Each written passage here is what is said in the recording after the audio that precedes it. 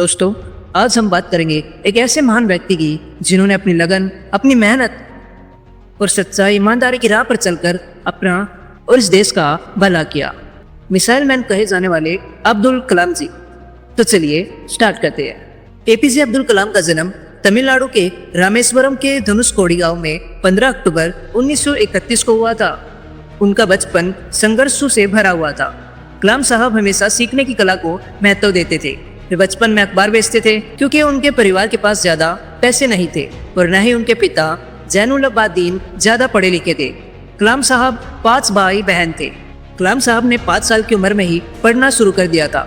उन्होंने रामेश्वरम से शुरुआती शिक्षा प्राप्त की। कलाम साहब को उड़ना पसंद था। जैसे खुले आसमान में चिड़िया उड़ती थी और उड़ती हुई चिड़ियों को देखकर वो खुश होते थे। और कलाम साहब ने तय किया कि उन्हें विमान विज्ञान के क्षेत्र में जाना है।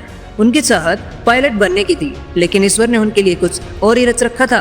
एपीजे अब्दुल कलाम ने 1950 में मद्रास इंस्टीट्यूट ऑफ टेक्नोलॉजी से अंतरिक्ष विज्ञान में स्नातक की पढ़ाई पूरी की। स्नातक की पढ़ाई के बाद उन्होंने भारतीय रक्षा अनुसंधान एवं विकास संस्थान में प्रवेश लिया, जहां उन्होंने हाइवरक्राफ्ट परियोजना पर काम किया। इसके बाद वह 1962 में भारतीय अंतरिक्ष अनुसंधान संगठन में आए। इसरो में कलाम साहब ने सफलतापूर्वक कई उपग्रह प्रक्षेपण परियोजनाओं में अपनी भूमिका निभाई।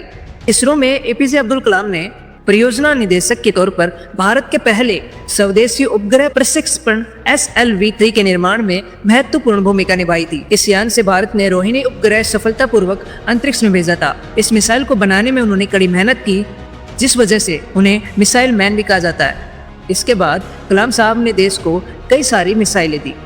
इसके बाद अब्दुल कलाम जी जुलाई 1992 में भारतीय रक्षा मंत्रालय में वैज्ञानिक सलाहकार बने।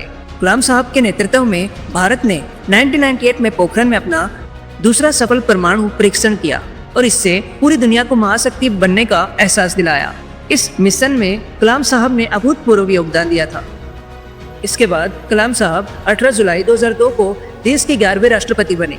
राष्ट्रपति बनने के बाद भी कलाम साहब के स्वभाव में कोई बदलाव नहीं आया और इसी की बदौलत उन्हें जनता के राष्ट्रपति की उपाधि मिली।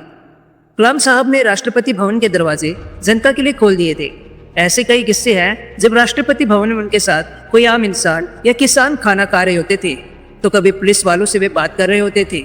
कलाम साहब 2007 तक राष्ट्रपति रहे। राष्ट्रपति के पद से मुक्त होने के बाद एपीजे अब्दुल कलाम ने देश के विभिन्न कॉलेज संस्थानों में काम किया। उन्होंने लोगों के बीच रहना पसंद किया। वह हमेशा देश के नागरिकों से मिलते थे। कलाम साहब ने कई पुस्तकें लिखी है। उनकी पुस्तकें लोगों के बीच काफी लोकप्रिय हुई।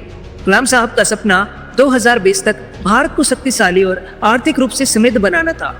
एपीजे अब्दुल कलाम के 79वें जन्मदिन को संयुक्त राष्ट्र ने विश्व विद्यार्थी दिवस के रूप में मनाने की घोषणा की थी। इसके साथ ही उन्हें भारत सहित दुनिया भर के देशों में कई पुरस्कारों से नवाजा है। भारत सरकार ने उन्हें 1997 में भारत रत्न, 1981 में पद्म भूषण, 1990 में पद्म विभूषण से सम्मानित किया गया। दोस्तों, इतनी सारी तरक्की एक व्यक्ति ने की है। तो दोस्तों सोचो यार, आप भी तो कर सकते हो ना। ये हमारे लिए सीख है। इनकी कहानियां हम आपको इसलिए सुना रहे हैं क्योंकि आप सीख सके, आप अपने आप को भी बेहतर बना सको और आने वाली मिसाल बन सको। फिर 50 साल बाद या 100 साल बाद कोई आपकी मिसाल दे, आपकी कहानी लिखी जाए। अपने आप को निखारो दोस्त। एपीजे अब्दुल कलाम का 27 जुलाई 2015 की शाम को निधन हुआ था। कार्यक्रम में लेक्चर दे रहे थे, तभी उन्हें दिल का दौरा पड़ा और वह बेहोश होकर गिर पड़े। उन्हें अस्पताल ले जाया गया था, लेकिन 2 घंटे बाद ही उनका निधन हो गया। और इस तरह 27 जुलाई के दिन कलाम साहब ने 84 वर्ष की उम्र में दुनिया को अलविदा कहा था। उन्होंने दुनिया को अलविदा कहा था, लेकिन उनके विचार, उनकी सोच और उन्होंने जो किया है वो आज भी अमर है। तो दोस्त, अपने आप को बेहतर बनाओ। वीडियो अच्छी लगी तो लाइक, शेयर एंड सब्सक्राइब कर देना।